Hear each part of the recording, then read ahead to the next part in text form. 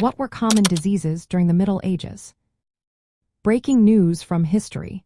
The question on many minds today is about the common diseases that plagued Europe during the Middle Ages.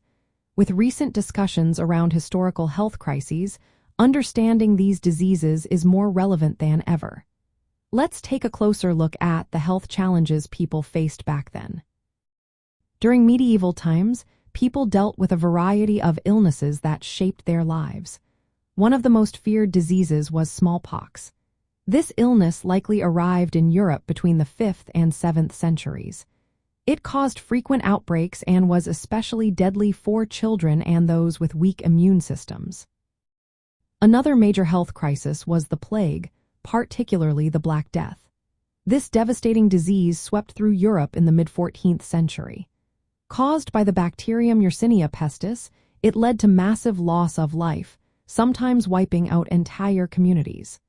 The plague spread rapidly in crowded and unsanitary cities and was transmitted by fleas living on rats. Leprosy was another common disease during this time. It led to social stigma and isolation for those affected. Tuberculosis, known as consumption, was also widespread and often fatal.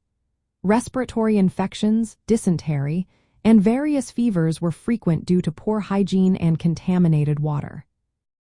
Malnutrition and vitamin deficiencies were prevalent as well.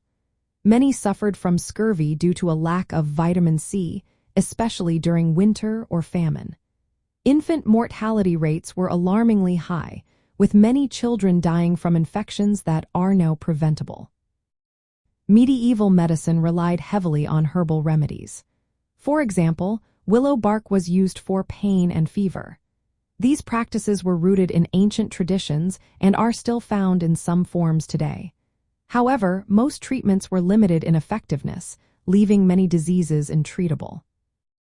Overall, the Middle Ages were marked by frequent outbreaks of infectious diseases and high mortality rates. Illness was a constant part of life for people across all social classes.